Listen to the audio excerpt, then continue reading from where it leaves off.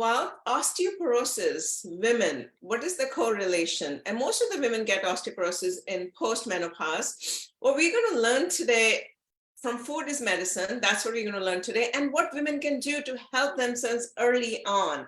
To talk about this, we have Debbie Myers. She is a nutritional therapist working with mid-aged women, joining me live from UK. Thank you so much for joining me. Oh, thank you so much. And thank you for asking me to talk about this really important topic, nutrition for osteoporosis. And I really think it's really relevant for women at any stage in life.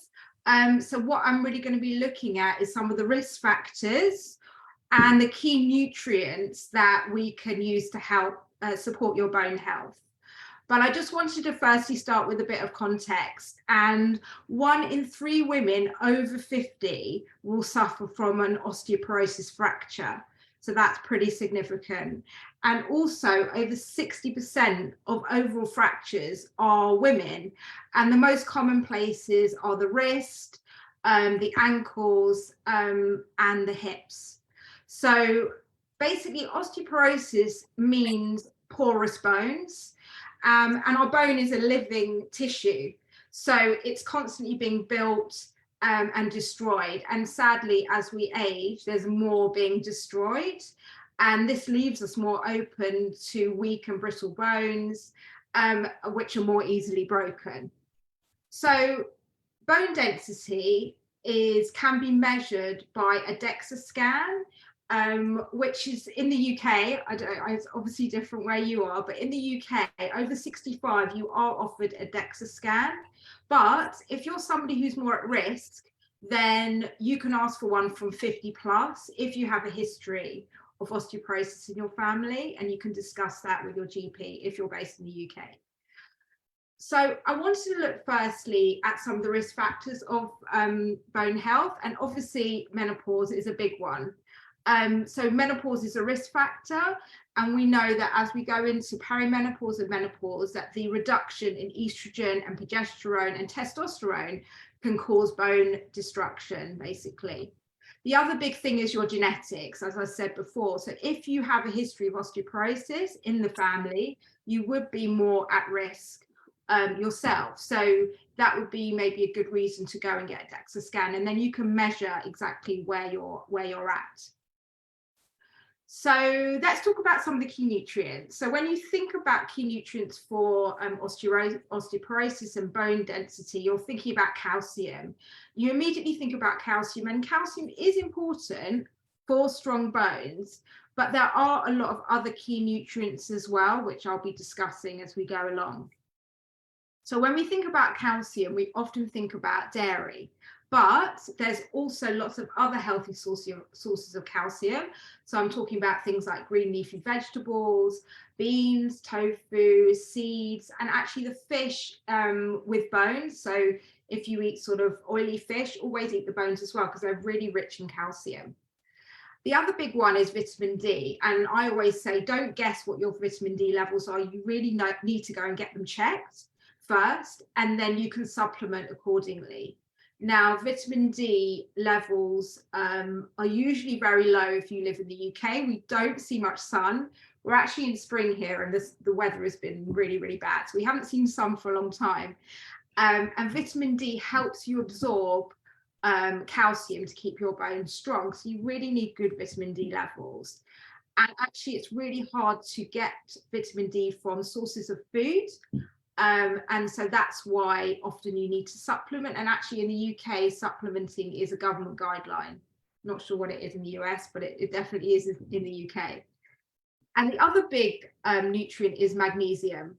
So if you have insufficient magnesium in your diet, actually it's more significant than calcium, because you need good levels of magnesium to absorb calcium in the body. So I'll be talking about ways you can get magnesium in your diet in a minute. There's also some other really key players. They're cofactors as well. So these are things like vitamin K2, zinc, and phosphorus. And these are all important for bone formation.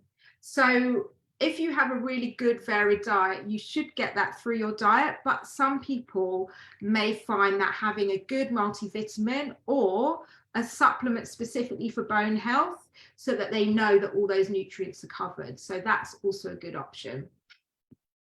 So I just want to talk about things that you should probably avoid. And one of the things is fizzy drinks. Now, fizzy drinks actually can block the absorption of calcium, and it will just generally increase inflammation in the body. So I would say try and reduce and remove fizzy drinks from your diet where possible. And the other big thing is smoking, and smoking can stimulate bone destruction. So I would definitely look to reduce or remove smoking as well.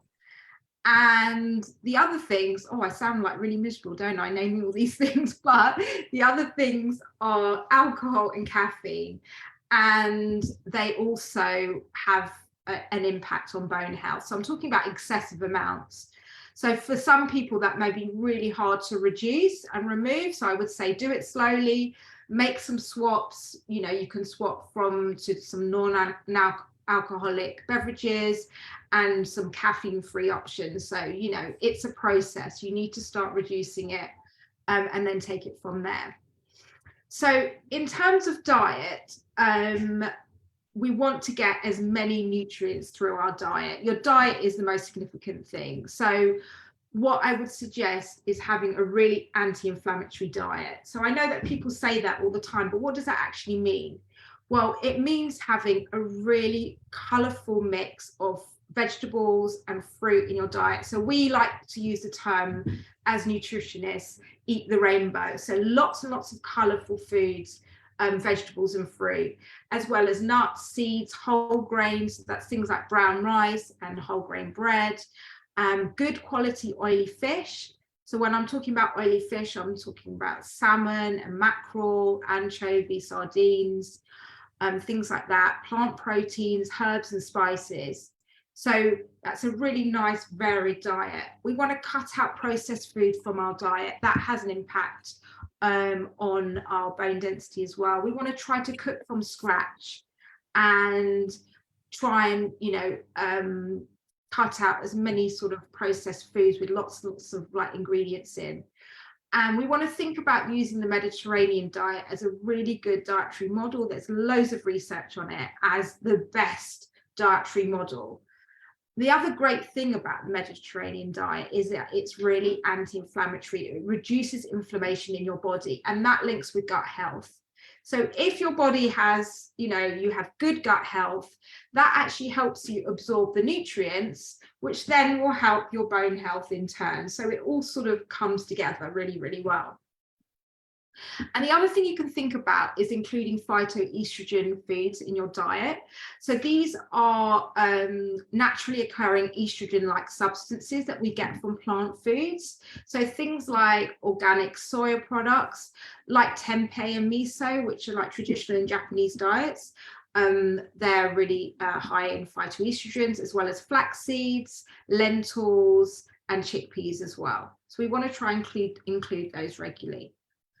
The other big thing is making sure that you have adequate protein, and a lot of people do not hit their protein requirements, and it's really important because protein helps to build and repair bone tissue, and it helps also helps you absorb calcium as well.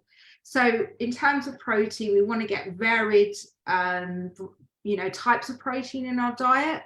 We want to have good quality meat and poultry and fish.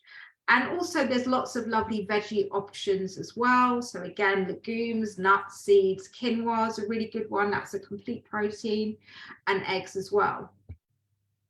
And the other thing you can look at is digestive enzymes, and they help to increase the absorption of food.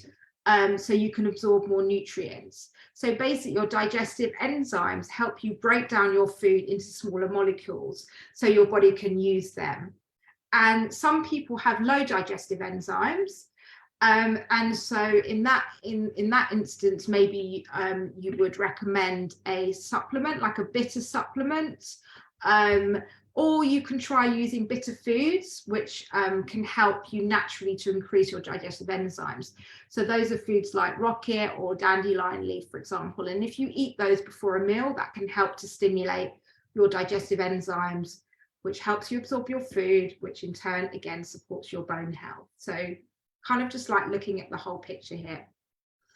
Now, exercise is another big thing. It's really, really important. In the UK, the NHS recommends that you do 2 sessions of weight-bearing exercise per week.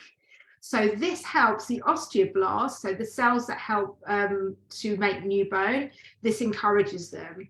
So weight-bearing exercise, some people may not know what weight-bearing exercise is. So that's things like walking, using weights, using resistance band, playing tennis, dancing, and yoga and Pilates as well. These are all weight-bearing exercise, and they really help to support your bone health. So that's separate from other sort of cardio exercise, but you really must include 2 sessions per week of weight-bearing exercise. And it also improves your balance. And if you improve your balance, then hopefully you've got less chance of falling over and having a fracture from having, you know, poor bone health. So it all sort of comes together. And lastly, I wanted to talk about stress and actually how your stress hormones actually reduce your calcium absorption in your gut, as well as calcium that's lost through urine. So you really want to try and get on top of your stress. It actually also impacts your progesterone, which plays a part in your bone protection. So it's really easy just say reduce your stress, because for everyone that's going to look like something different. But I would really say look at self-care promoting activities. So that could be walking in nature, having a relaxing bath, you know, doing exercise that you enjoy, meditation, all these things. So I think when you're talking about osteoporosis and bone health, you really need to come at it from a 360 perspective. It's about nutrition, but it's also about things to avoid and, you know, looking after, and lifestyle measures, the exercise and the stress reduction as well. So I hope that wasn't too fast, but that's kind of like, in a nutshell, some of the things that you should be addressing. No, I think this is the best talk, as succinct as possible, and covering the overall perspective for women out there, especially in the 30s and 40s. They need to start paying attention now. Absolutely. It's about doing the groundwork, and actually you don't want to leave it when you're menopausal. You really want to put the groundwork in, as you say, from your 30s. Yeah. Well, definitely. thank you so much for joining me today. It's a pleasure. Short. I'm trying to keep it very short tidbits on a daily basis, so people who are watching can consume it with simplicity. So keep supporting us. We're launching programs. Thank you so much, Debbie, for joining me, and I really appreciate it. Thank you so much. Take care. Thank you. Bye-bye.